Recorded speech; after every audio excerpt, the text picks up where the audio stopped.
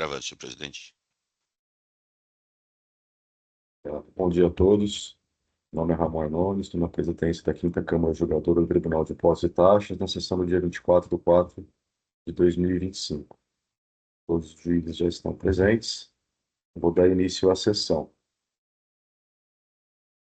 Com relação aos processos que aguardam sustentação oral, eu observo que o processo 5036-905, autor Daniela Faria Guimarães, relatora doutora Sulamita Laion, possui sustentação oral. Doutor Samuel, o senhor está pela senhora Daniela, é isso?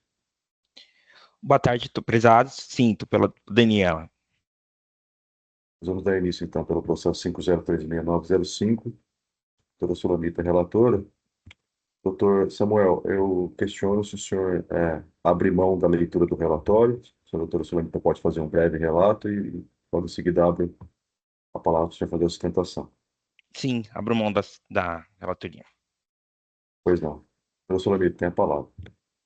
Obrigada, presidente. Bom dia a todos. Bom, eu vou passar a leitura do voto aqui. Estamos tratando de um recurso de ofício, né, por meio de parecer da representação fiscal contra a decisão de primeira instância que cancelou a autuação fiscal, cujo o relatório da infração está descrito da seguinte forma: deixou de pagar ITCMD no montante D em 22/1/2020 por omissão na qualidade de donatária em razão do recebimento de doação em quantia de D a título de transferência patrimonial declarada em sua declaração de imposto de renda pessoa física do exercício de 2020 ano calendário 2019, conforme detalhado no relatório circunstanciado e demais documentos juntados, que são parte integrante deste relato. Valor do imposto calculado à alíquota de 4% sobre o valor recebido.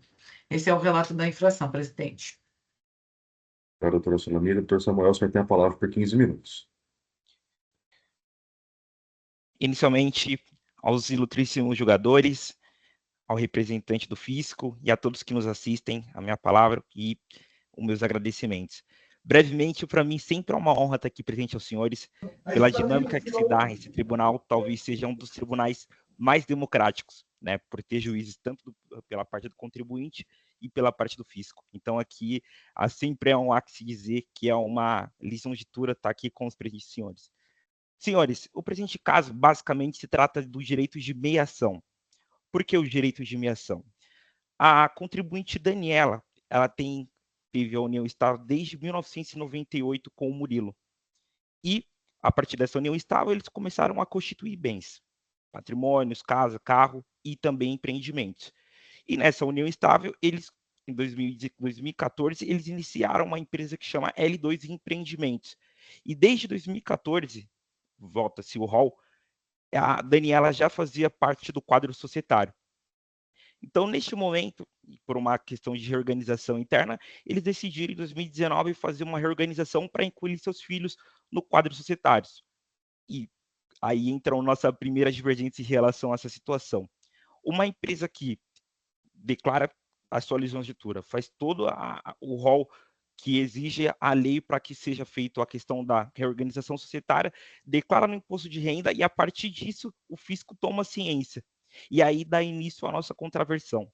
Nesse momento, o fisco entendeu que seria uma doação fora da constância da união estável. E há que se dizer, com a data máxima vênia, aqui há as divergências. Por quê? A união estável se deu em 1998. Então, o auto de infração já nasceu eivado de nulidade. Nesse momento, foi oportunizado a defesa, né, durante a fiscalização, e foi demonstrado ao fiscal todos os documentos, transação bancária, lisonjetura de contratos, tudo que demonstrasse naquele momento que a união estável era legítima e que ela realmente existia. E mesmo assim foi ignorado. E aqui entra o meu primeiro questionamento aos senhores. Por qual motivo? Pela capacidade contributiva, pelo valor, pela arrecadação do fisco? São perguntas que talvez nós não tenhamos resposta nesse primeiro momento. O que eu posso te dizer nesse momento, e até para que tenhamos uma ordem cronológica dos fatos, o que ocorreu? Em 1998, como dito, iniciou a união estável. Em 2014, a Daniela e Murilo faziam parte exclusivamente do quadro societário da L2 Empreendimento. Em 2019, eles decidiram fazer a reorganização do quadro societário para que fossem incluídas suas filhas e fizeram a declaração do imposto de renda. Então, até esse presente momento, não houve qualquer tipo de óbice ou qualquer tipo de divergência. Eles receberam um auto de infração e foi oportunizado a ampla defesa e o contraditório, que foi oportunizado a demonstração dos documentos. E o fisco, naquele momento, entendeu, mesmo que pela união estável, ele entendeu que ainda ali haveria o fato gerador do ITCMD. Aqui há a nossa divergência. E até para que possa ser sanado as dúvidas aos senhores, em 2022, e até para hoje eles estão completando 27 anos de casado, eles decidiram casar pela comunhão universal de bens. Então, nesse momento, já superaria qualquer tipo de possibilidade de lisura ao fisco ou qualquer tipo de prejuízo, porque os bens se comunicariam na constância do casamento. Então, nesse momento, nós estamos aqui diante de duas leis que incidiriam em relação ao ITCMD e duas proteções de fatos jurídicos totalmente protegidos pela Constituição. Primeiro, a CAT 04 de 2016, ela prevê que a comunicação entre cônjuges, ela não incide o ITCMD. Então, mesmo que aqui na técnica, na prática, nós viemos falar que tem a hipótese de incidência, não há o fato gerador, porque já desde 2016 já foi suprido isso pela CAT 04 de 2016. E outro bem tutelado e que volto a dizer que a nossa Câmara Democrática tem que proteger é os direitos de família. Qual que é a decisão, vai ser a resposta que nós iremos dar à sociedade nesse momento? Uma decisão familiar de reorganização de uma empresa totalmente legítima e o fisco vai dizer, não é possível. Para você comunicar os bens, nós teríamos que ser impositivo e pagar uma multa ou pagar uma transição de R$360 mil de TCMD. Ou dizer, não, calma, o bem protegido família pela Constituição, o direito à empresa, o direito à livre concorrência está sendo protegido, está sendo exalado, como essa Câmara já vem reiteradamente sendo decidido a favor ao contribuinte, e demonstrar que há lisura, que há totalmente possibilidade da questão da não incidência do ITCMD. Então, aqui nesse momento, senhores, e até com a máxima vênia a relatoria do doutor presidente, da presidenta no caso, já foi demonstrado nos autos com todos os documentos. Eu passei a noite com respeito aos senhores e até o nosso cliente, lendo o processo, vendo todas as provas, a oportunização do ampla defesa, do contraditório, e lá demonstra claramente que houve a união estável, que a união estável se deu em 1998, e em 2022 eles consumaram com a união universal de bens, e que a partir desse momento não há qualquer tipo de óbice para transação entre eles, dito cujo, entre os esposos, entre os filhos e todos aqueles que fazem parte dessa união. Então, nesse momento, senhores, há que se dizer qual que vai ser a resposta que o fisco vai dar, qual que vai ser a resposta que o contribuinte vai ter em relação ao seu bem. Ele será protegido em relação ao seu direito de ter a sua comunicação interna de bens, ou nós teremos que realmente fazer o pagamento de algo que não é devido? Como dito, o ITCMD, nesse caso, ele já foi debatido pela CAT 04 2016, até a relatoria, até essa quinta Câmara já teve alguns casos similares, também já se posicionou totalmente a favor ao contribuinte, demonstrando que não há incidência do ITCMD nesses casos, e nesse caso perfeitamente se amoda às decisões paradigmas. Então, a nossa defesa, a nossa sustentação nesse momento é pelo não reconhecimento, pela manutenção da decisão de primeiro grau, que brilhantemente reconheceu a não incidência do ITCMD. Né? Então, a decisão aqui que nós teremos que tomar nesse momento é proteger o bem jurídico família, proteger o bem jurídico que é a empresa e proteger o direito ao contribuinte. Dessa forma, eu encerro a minha sustentação. Agradeço a todos por essa oportunização e aguardo o resultado da decisão com os senhores. Obrigado, doutor Samuel, inclusive pela objetividade. Doutora Sulamita tem a palavra para a leitura do voto. Obrigada, presidente. Parabenizo o doutor patrono pela sustentação oral e pela objetividade e passo a leitura do voto que já está registrado. O recurso de ofício preenche as condições legais de admissibilidade, por isso dele conheço. Conforme relatado a Lures, a autuação decorre da acusação de falta de pagamento de TCMD por omissão pela autuada, senhora Daniela de Faria Guimarães, na qualidade de donatária, em razão do recebimento em doação da quantia de R$9 milhões a título de transferência patrimonial declarada em sua declaração de imposto de renda pessoa física do exercício de 2020, ano calendário 2019, conforme detalhado no relatório circunstanciado, as folhas 4 e 5. Em síntese, a representação fiscal aduz que os documentos apresentados comprovam a existência da união estável, mas não provam que os bens usados no aumento de capital da L2 eram comum ao casal, defendendo que o AIN deve ser restabelecido integralmente, pois não há prova de que os 18 milhões integravam um patrimônio comum. Em contrapartida, alega a autuada na recorrida que não houve doação, pois, durante a união estável, depois convertida em casamento e com comunhão universal de bens, folhas 47, é juridicamente impossível a transferência patrimonial entre companheiros. Como os valores eram do patrimônio comum do casal, não houve fato gerador do ITCMD. Por isso, requer-se a manutenção da decisão de primeira instância, que cancelou um AIM e o não provimento do recurso de ofício. Assiste razão autuada, sem razão à representação fiscal. Conforme bem delineado pelo julgador Acó, e em consonância com a decisão normativa CAT 4 de 2016, no regime da comunhão parcial ou universal de bens, os bens do casal formam um patrimônio único durante o casamento ou a união estável. E movimentações internas entre companheiros não configuram transferência patrimonial, afastando a incidência do ITCMD. O deslinde da controvérsia, portanto, reside em saber se havia união estável no momento da transferência. Embora o fisco alegue não ter a obrigação legal de reconhecer a união estável, também não há exigência de formalização prévia dessa união para afastar o imposto, especialmente quando os bens são comuns ou casados. A recorrer diversos documentos capazes de comprovar a união estável à época da transferência, documentos esses avaliados e considerados pelo julgador de primeiro grau, em Vélez. E aqui eu descrevo partes da decisão de primeiro grau. Nesse sentido, em caso análogo, a terceira Câmara de Julgamento do Tribunal Administrativo Tributário da Secretaria da Fazenda do Estado de Santa Catarina estabelece a inocorrência de fato gerador do ITCMD na hipótese de transferência entre companheiros de bens sobrevindos à união estável.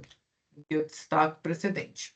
Esse também é o entendimento assente dos tribunais judiciais. Com efeito, o Egrégio Tribunal de Justiça do Estado de São Paulo, por meio do acórdão abaixo emendado, estabelece que a quantia obtida pela cessão de cotas sociais recebidas a título de meação, por força do regime da comunhão parcial de bens, não é hipótese de incidência do ITCMD. E aí aqui eu transcrevi também a decisão bem recente do Tribunal de Justiça. Em caso análogo ao presente, o Egrégio Tribunal de Justiça do Estado de Alagoas seguiu a mesmíssima compreensão ao dispor que, nos termos do precedente abaixo convencionado, em hipótese de bem comum ao casal, não há que se falar em transferência de patrimônio entre um e outro, inexistindo o elemento material do fato gerador do ITCD. Veja-se. E aí aqui também trouxe esse outro precedente que cita, é um caso bem parecido de união.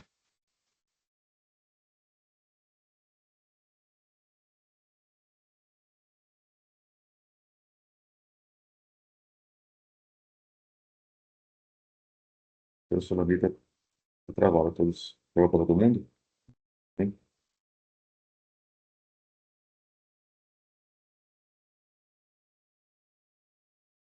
Tá retornando já. Oi, travou. Essa ela estava falando da decisão do TJ Alagoas, se não me engano. Isso. Do Tribunal de Justiça do Estado de Alagoas, que é bem parecido, né, com o presente, e que também trata da união estável com comunhão parcial de bens. Dessa forma, diante dos elementos já analisados, voto no sentido de negar provimento ao recurso de ofício, para que se mantenha a decisão de primeiro grau em sua integralidade e, consequentemente, extinguindo o presente lançamento. Pelo exposto, conheço do recurso de ofício e a ele nego o provimento, para manter a decisão de primeira instância que julgou improcedente ou a em referência. É como voto e respeitosamente submeto aos meus pares. O processo está em debates.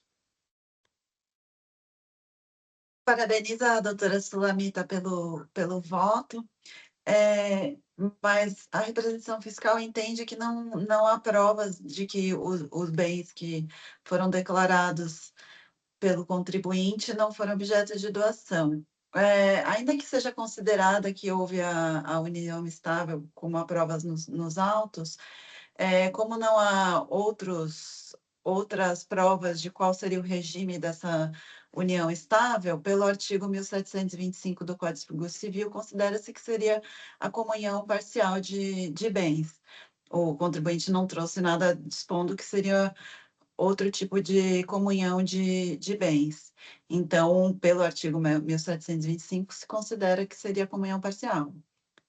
E na comunhão parcial, tem um rol do artigo 1659 do Código Civil que dispõe quais são os bens que excluem-se da comunhão.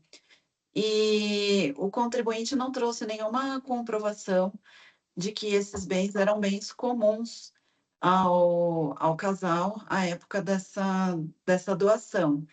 Então, que não era nenhuma das hipóteses de que eram bens comuns ali do casal. Então, nesse caso, ficaria configurada a doação. Não tem nenhuma prova de que os bens não vinham só de um do cônjuge, né, no caso. Então, entendo que nesse caso precisaria de outras comprovações para dizer que não era, que realmente eram bens comuns.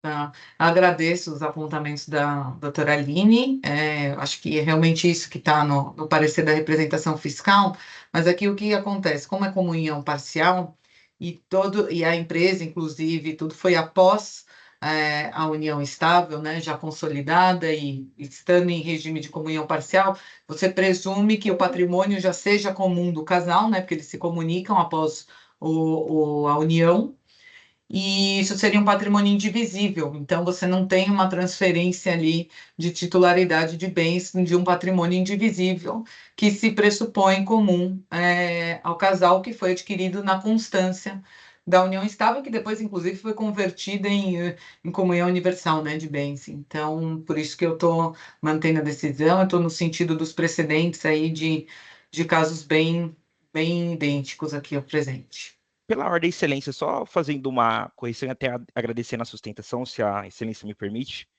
Esclarecimento de fato, doutor Samuel.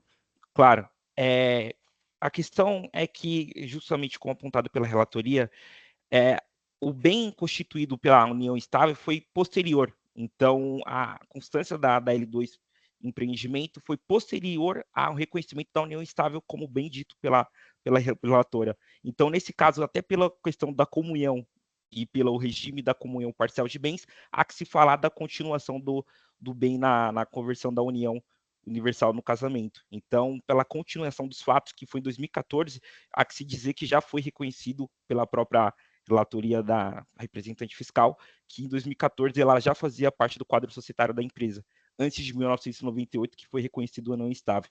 Então, só esclarecendo os fatos. Então, primeiro foi o não estável em 98 e o quadro societário em 2014. E aí, pelo regime parcial, se comunicaria os bens, até pela própria tese adotada pela doutora Aline. E todos, na verdade, esses fatos, eles estão colocados muito bem delineados na decisão de primeira instância, que eu transcrevi ela, não fiz na leitura do voto, mas eles estão todos bem delineados na decisão de primeira instância, que eu estou mantendo na integralidade. Então, por isso que eu transcrevi aqui os fatos colocados na decisão que eu estou mantendo. Doutor Luiz, algum esclarecimento? Para minimizar o voto da doutora Sulamita e vou acompanhá-lo. Está bastante claro para mim.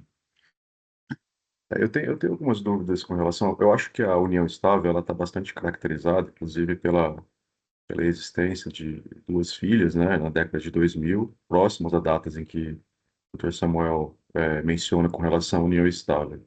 Eu gostaria de esclarecimento, até porque não fiz a relatoria, então não tenho conhecimento detalhado do processo. Esses bens que compuseram, ou supostamente compuseram a doação, patrimônio pecúnia ou foi algum bem Foram imóvel? cotas. Foi cotas de uma sociedade que foi constituída em 2014, que ela também já era sócia, e as cotas, ele transferiu metade das cotas para a esposa depois de muitos anos, depois de mais de 10 anos. Era 2014, foi em 2020, né? A doação 2019, se eu não me engano. O casamento em 2022. E, Depois, e a união estável desde 1999, enfim, então já dá para se presumir que era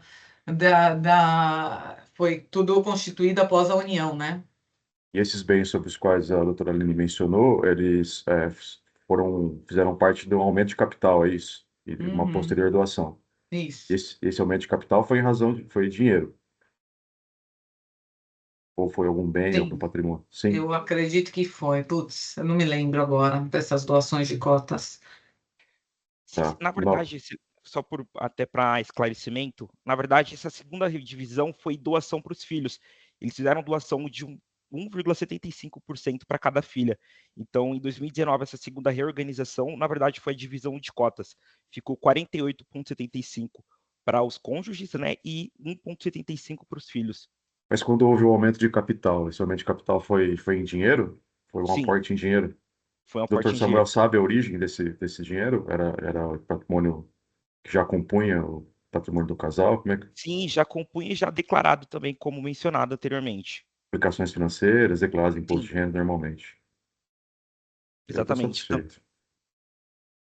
Estou satisfeito. Eu entendo que, apesar de não haver essa, como a doutora Aline demonstrou mesmo, a comprovação de que esse patrimônio era, de fato, patrimônio comum do casal, eu acho que caberia ao fisco demonstrar essa origem e eu me convenço pelo prazo da união estável em relação à data da doação, que é bastante condizente em relação ao que a doutora Sulamita analisou e também a decisão de primeira instância. Então, eu quero parabenizar a doutora Sulamita e eu vou acompanhá-la.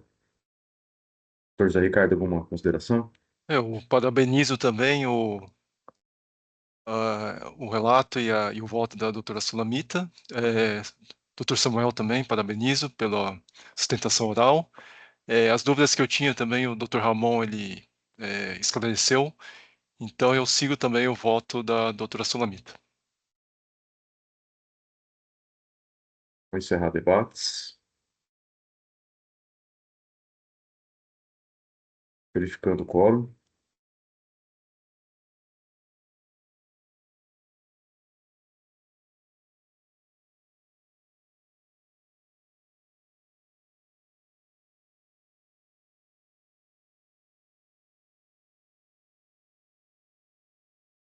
Iniciando votação.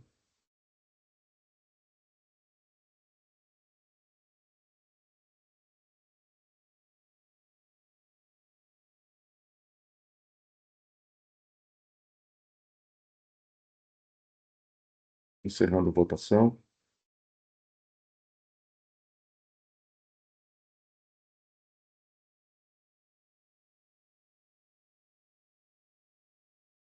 Anunciando o resultado, no processo 50366905, autuada Daniela de Faria Guimarães, o recurso de ofício foi conhecido e não provido nos termos do voto da relatora doutora Sulamita. Doutor Samuel, agradeço a sua participação, você pode ficar à vontade para acompanhar a sessão, doutora Patrícia também, mas se quiser sair também fique à vontade. Perfeito, muito obrigado. Eu gostaria de agradecer os eminentes jogadores, em especial a relatora Sulamita pelo brilhantismo, pela clareza do voto e a todos que tenham um bom dia. Muito obrigado. Obrigado. Bom dia.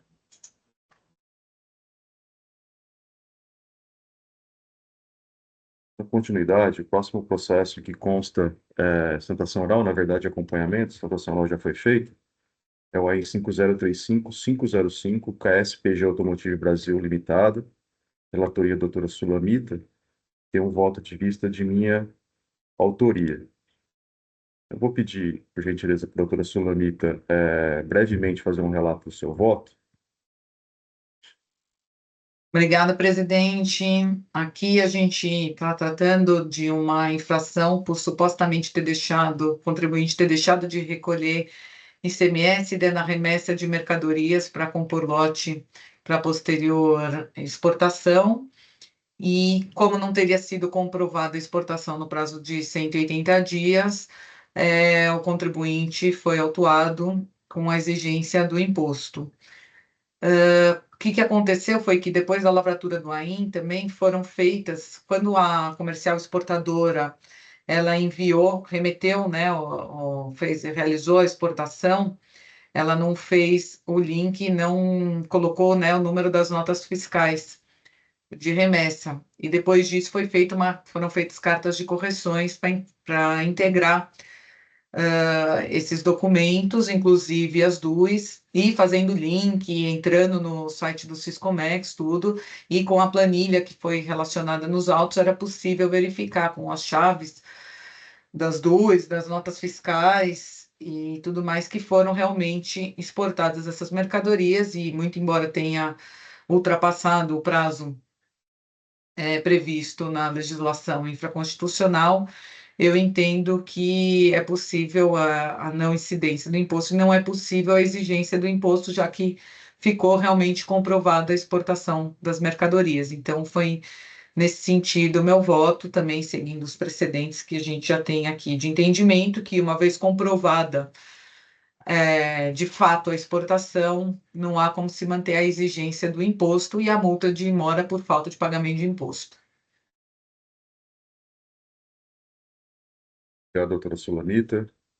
Doutor Jean, a sustentação oral já foi realizada, mas se tiver algum esclarecimento de fato, a doutora Aline também fica à vontade. Vou passar a leitura, então, do meu voto de vista.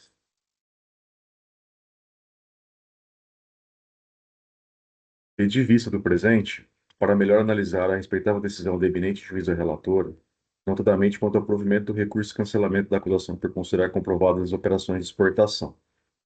Tendo em vista a completude e clareza do relatório do eminente juiz relator, o adoto integralmente para o presente voto de vista. Após análise da decisão do eminente relator, doutora Sulamita Pskov Galayon, entendo por acompanhá-la. Indo aos autos, verifico que não há pedido ou alegação de suposta denúncia espontânea posterior à autuação. Ocorreram a emissão de cartas de correção que passaram a referenciar as notas fiscais de envio para exportação em situações cujas averbações já estavam incluídas nas ocorrências das notas fiscais de exportação lançadas contemporaneamente às exportações.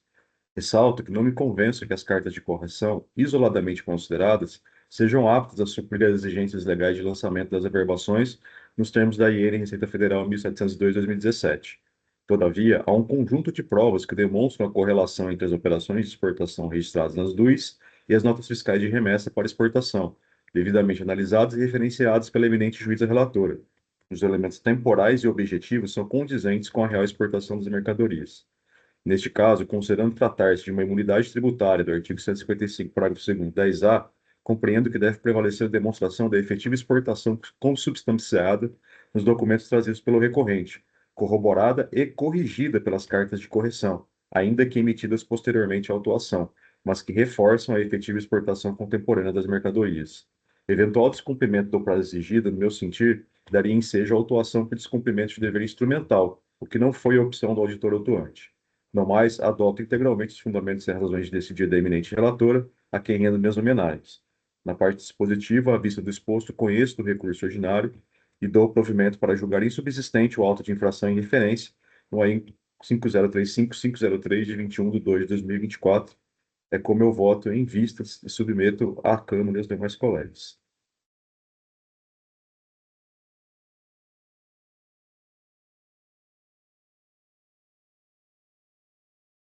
Vou editar o voto. Os errinhos aqui.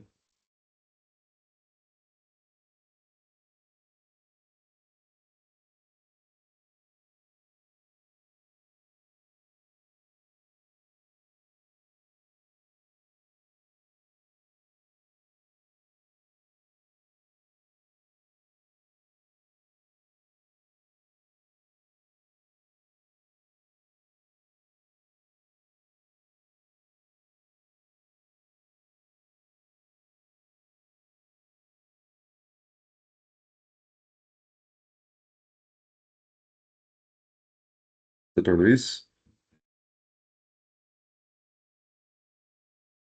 Doutor Ramon, eu já havia me convencido pelo voto da doutora Sulamita, já tinha declarado que ia acompanhá-la na sessão anterior, né? Perfeitamente. E creio até que o quanto dito no voto de vistas é exatamente o que eu tinha compreendido naquele momento. Obrigado, doutor Zé Ricardo. Dr. Ramon, eu verifiquei também a questão das quantidades para ver se tinha alguma divergência, também não achei discrepâncias, né?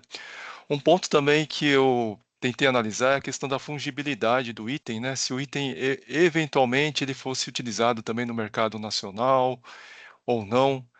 E também a questão dos lotes, né? Porque as notas fiscais da empresa autuada têm o número do lote, só que você não consegue fazer a amarração do lote pelo volume, a quantidade de peças é tão grande no lote que você não tem como ter a certeza de que né, algumas peças eventualmente desse lote tenham sido exportadas em outros momentos. Então, assim, eu achei você fica mesmo preso à questão da nota fiscal. Não tem como você criar mais uma evidência em relação à questão da fungibilidade, lote, que seria também mais um argumento para eventualmente atestar a exportação, né?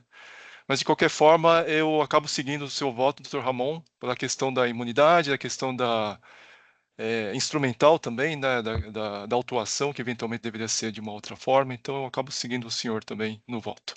Mas também parabenizo o voto da doutora Sulamita. Obrigado, Obrigado. professor Ricardo. É muito bem pontuado. A questão da quantidade eu também analisei, não fui a fundo nessa questão da fungibilidade, mas me chama a atenção. Vou fazer essas análises das próximas atuações. Tem bastantes atuações aqui de falta de exportação, né? E essa questão realmente chama a atenção. Agradeço. Vou encerrar debates.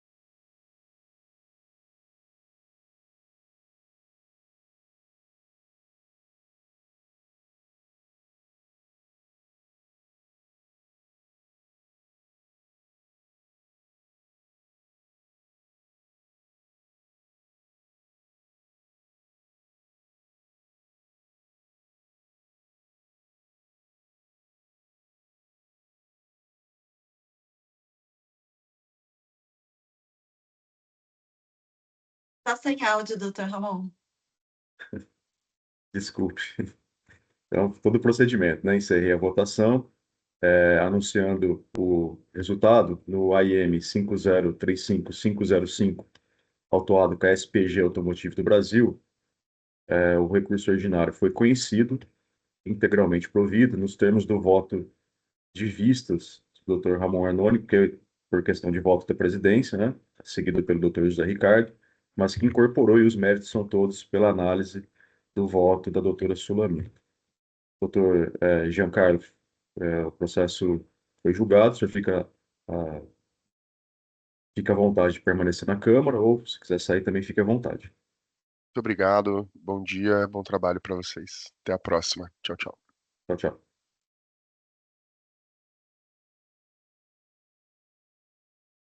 Vou registrar o resultado aqui.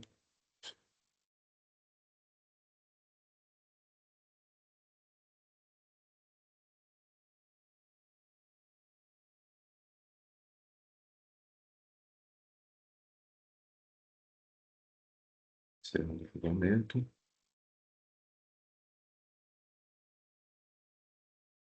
Na sequência, o próximo processo, 5050087, Comercial de Alimentos Talismã Limitada, de relatoria do Dr. Luiz Guimarães Erhard.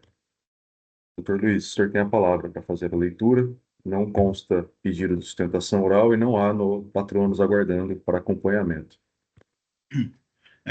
Obrigado, presidente. O voto já está registrado. A acusação é a mesma matéria, muito parecida com o voto anterior. Deixou de pagar o imposto de tanto no período de 2019 a 2022, nas datas e montantes indicados no demonstrativo do anexo 1, em decorrente de ter indicado operações de exportação de mercadorias através de terceiros, mas essas não terem sido realizadas, acarretando em consequente reintrodução das mercadorias no mercado interno. Essa é a acusação.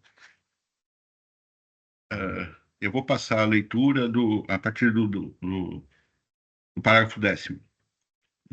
A recorrente, em sede preliminar, pleiteia as folhas tais a declaração de nulidade do auto sob o argumento de que ele seria apócrifo, por não constar na página 1 a assinatura do agente de rendas.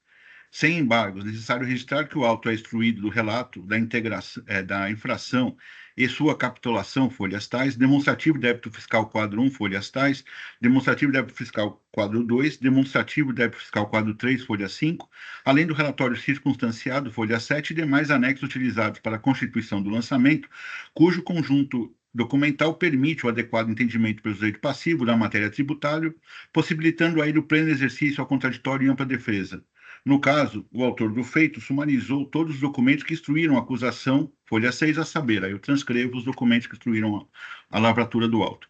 Ao que importa as folhas 4, discriminação do débito fiscal a pagar, cujo documento integra o auto de infração, aí eu cito a legislação, é possível identificar que o agente de rendas, senhor José Francisco, portador da funcional tal, cuja constatação já demonstra não se tratar de documento apócrifo. Cabe registrar também que o referido agente fiscal é a mesma pessoa identificada na ordem de serviço, folhas 10, e autor das notificações de folhas 11 e 12, recepcionadas pela recorrente, não havendo dúvidas que a fiscalização foi por ele conduzida. Observo ainda que a legislação invocada pela recorrente, artigo tal, da Lei 10.941 de 2001, foi revogado pela Lei 13.957 de 2009, cabendo aqui transcrever as previsões contidas no artigo 34 referido diploma legal. Aí eu transcrevo. Ademais disso, há de ser observado que a previsão contida no artigo 80 da Lei 13.457 de 2009, que estabelece que o ato processual somente será admitido pelo Sistema Eletrônico de Processamento de Dados, EPAT, mediante assinatura eletrônica, se não vejamos. Logo, a mera constatação de que o auto está registrado no EPAT, visível e acessível, portanto, ao sujeito passivo, já faz prova suficiente que foram produzidas mediante assinatura eletrônica do autor do feito, respeitando o tráfico digital de informações previsto no artigo 118 do decreto tal. Por essa razão, rejeito completamente a preliminar lançada, por entender que os fundamentos acima caminham no sentido de ser dispensada a assinatura de próprio punho do agente de rendas, cujo agente público está perfeitamente identificado às folhas 4 do processo. Assim, concluindo que não há qualquer nulidade na constituição do crédito tributário, uma vez que rigorosamente as previsões disciplinadas pelos normativos tais, passa ao exame de mérito.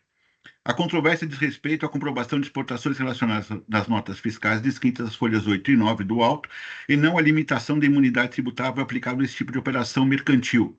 Ao tema, oportuno transcrever as admiráveis palavras da juíza relatora do auto 5049435, da doutora Sulamita, a quem rendo as mais altas homenagens, que concluiu no sentido que a imunidade é um instituto inconfundível com a isenção fixada em nível infraconstitucional, não podendo ser por ela limitada por se tratar de vedação absoluta ao poder tributário do Estado, se não vejamos. Aí eu transcrevo parte do voto que a gente acho que inclusive acabou de julgar. Nesse sentido, havendo prova da efetiva exportação, o tributo não pode ser exigido. No vertente caso, a questão é exclusivamente comprobatória, uma vez que a acusação foi baseada na ausência de exportação, o que tornaria devido o imposto, cujas operações não teriam sido inseridas no registro de exportação do Siscomex. O único item da acusação foi formado pelas seguintes notas, aí eu transcrevo as notas fiscais. Constato que os referidos documentos fiscais apontam como destinatários Meridional Importação e Agromas Brasil Importação, constando no campo de observações o seguinte, aí eu transcrevo o campo de observações. A mesma observação, ou similar, foi inserida nos demais documentos fiscais emitidos pela recorrente e integrantes do auto de infração. A manifestação fiscal registrou as folhas tais que a documentação produzida pela recorrente seria insuficiente para atestar a efetiva exportação, cabendo aqui destaque. E aí eu cito 4 parágrafos onde mostra divergências quantitativas, datas e a impossível correlação das duas com as notas de saída da recorrente. Ou seja, ali foi concluído haver falhas formais que impedem atestar a efetiva exportação, inclusive por haver diferenças entre datas e quantidades exportadas, que não guardam relação com as remessas realizadas pela recorrente. De fato, assiste razão ao fisco estadual, vez que não há relação entre as notas objeto da autuação e provas produzidas pela recorrente. Ao tema, passo a análise da nota fiscal 10.633, que é a primeira nota, cujas provas apresentadas pela recorrente encontram as folhas tais, de onde é possível extrair. Aí eu vou colocar as notas e as duas que foram feitas pela exportadora. Como se observa, não há como vincular a nota 10.633 emitida pela recorrente no valor de 486 mil com as notas fiscais emitidas pela Meridional, no mesmo período, que foram objeto da averbação DUI, nos valores unitários acima descritos, perfazendo um total de 3.400.000, cujo ônus probatório cabia à recorrente. As folhas tais, a recorrente junta a cartas de correções da nota fiscal 11.641, das notas todas de cima citadas, requeridas pela Meridional MITS Exportação, em que se pese a carta de correção mencionar a chave da nota com chave final 24243, não é possível vincular tal procedimento com o objeto da atuação, vez que aponta valores e quantidades diversas. O mesmo fenômeno se deu em relação às demais notas autuadas, cujos documentos trazidos pela recorrente às folhas tais não possibilitam atestar a efetiva exportação em virtude da discrepância de valores e quantidades ali descritos. Logo, respeitando aqueles que pensam de forma diversa, entendo que competia ao recorrente demonstrar de forma clara e objetiva a consumação da exportação, o que afastaria a incidência. Só um minuto. Que afastaria a incidência de CMS, não podendo o fisco estadual presumir sua ocorrência para fins de aplicação da imunidade. Ora, se a decisão de piso declara que a recorrente não teria trazido elementos ou provas que pudessem elidir o trabalho fiscal, posto que não comprovada a exportação, teria ela que demonstrar sua inquestionável ocorrência, mediante o cotejo e interpretação de documentos já acostados aos autos ou a juntada de novos, na forma esculpida pelo artigo tal, o que não fez. Assim, assiste razão ao fisco em considerar como reintroduzidos no mercado interno as mercadorias, por não ter a recorrente logrado êxito em apresentar comprovante previsto na legislação própria, razão pela qual adota o entendimento lançado na decisão de piso, especificamente os parágrafos 12 e 13. Aí eu transcrevo. Ademais, sem alteração de resultado por deficiência probatória, registra esse julgador que não compartilha com o entendimento contido na decisão de piso, no sentido que as cartas de correção não poderiam ser conhecidas, uma vez que emitidas pelo recorrente posteriormente à lavratura do auto de infração, uma vez que já teria perdido a espontaneidade.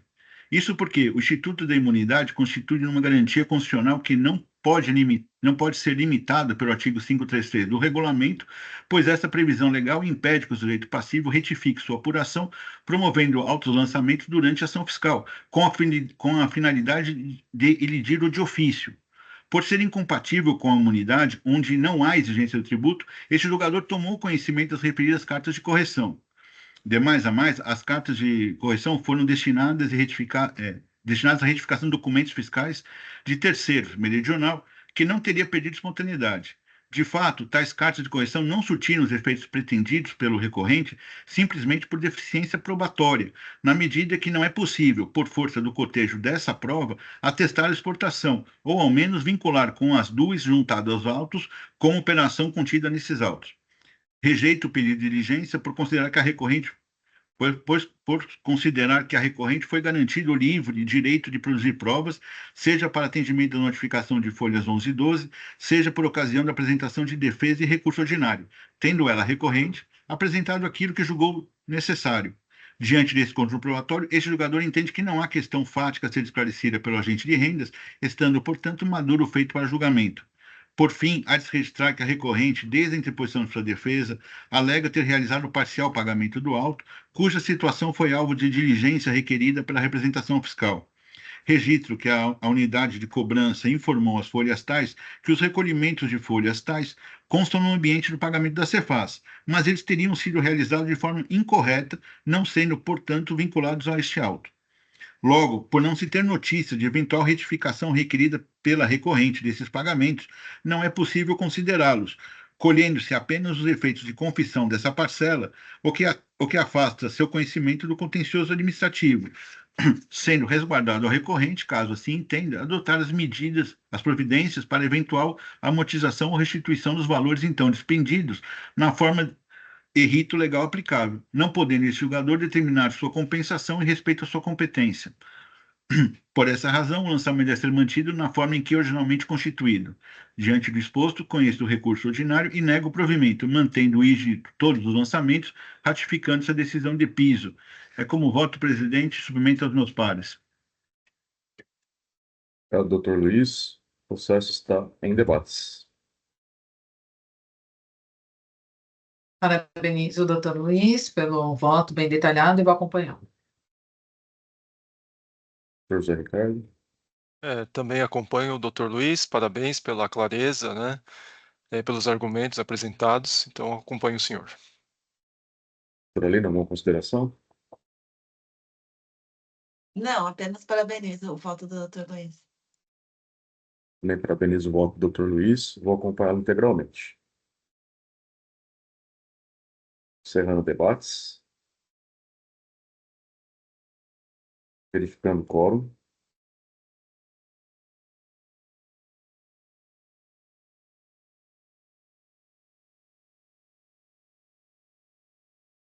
Iniciando a votação.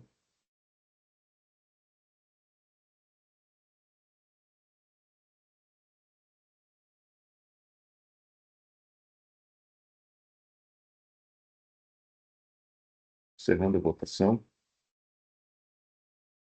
Sendo o resultado, no auto de infração 5050087, autuado comercial de alimentos Talismã Limitada, o recurso ordinário foi conhecido e negado o provimento, nos termos do voto do relator Dr. Luiz Erhardt. Encerrando o julgamento.